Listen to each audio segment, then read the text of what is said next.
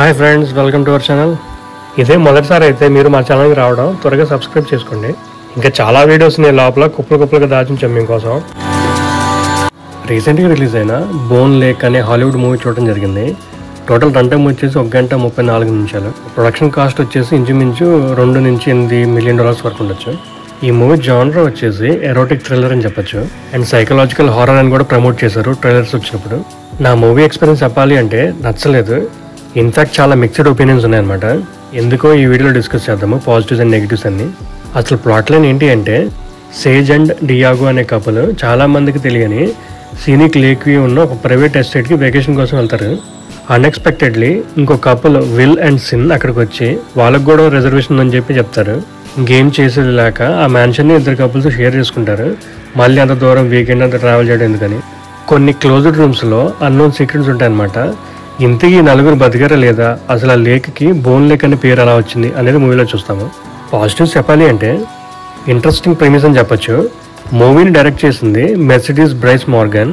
రకరకాల జానరాస్ని బ్లెండ్ చేశారనమాట. Like erotic thriller, psychological drama, splatter horror అని. ఓపెనింగ్ సీనే వామ్మో అనే ఫీలింగ్ వస్తుంది మనకైతే. ఆ 2 క్యారెక్టర్స్ కూడా చాలా లిమిటెడ్ రన్ టైం ఉంటుంది మూవీలో. ఈ మూవీలో టోటల్ 4 మెయిన్ క్యారెక్టర్స్ ఉంటాయి. అండ్ ఆ లిమిటెడ్ రోల్స్ మీద మనకి బోర్ కొట్టకుండా తీసుకెళ్ళడం అనేది కష్టమే కొంచెం. నాకైతే ఎక్కడ బోర్ కొట్టలేదు. నెక్స్ట్ టైం జరుగుతుందని క్యూరియాసిటీ అయితే ఉంది క్లైమాక్స్ దాకా.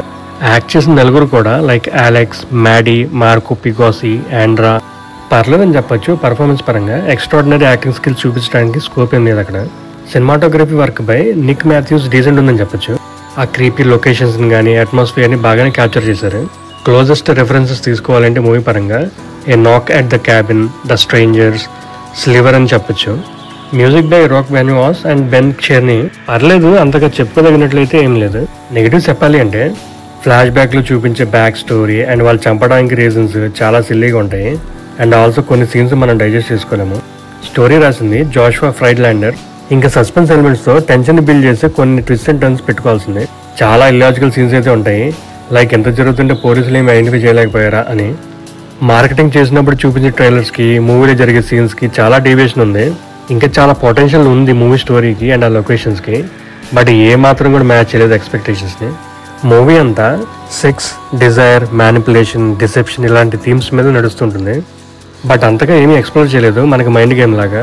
బట్ మూవీ మొత్తం అయ్యాక అయితే మన మైండ్ కొంచెం డిస్టర్బ్ అవుతుంది ఫర్ షూర్ రివర్స్లో. ఓవరాల్గా ఆ మూవీకి అండ్ ఆ టైటిల్కి సంబంధం లేదనిపించింది నాకైతే. పోస్ట్ క్రెడిట్ సీన్స్ ఏమైనా ఉన్నాయంటే ఏమీ లేవు. Adult scenes and bad language ఏమైనా ఉన్నాయంటే ఎస్ ఉన్నాయి, ఇంక్లూడింగ్ న్యూడ్ సీన్స్. ఇది R-rated movie with lot of violence and sexual content. ఇదంతా కాదు బ్రో, అసలు మూవీ చూడొచ్చా లేదా అంటే బ్యాక్ స్టోరీని ఇగ్నోర్ చేసి లైక్ కిల్లర్ మోటివ్ని, ఎరోటిక్ థ్రిల్లర్ని ట్రై చేస్తాను ఎలా ఉంటుందో అని అంటే టైంపాస్ మూవీలాగా అనిపించవచ్చు.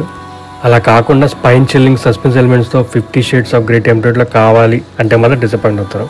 ఈ వీడియోలో చెప్పింది కేవలం నా మూవీ ఎక్స్పీరియన్స్ మాత్రమే. Thanks for watching. Please like, share and subscribe to our channel.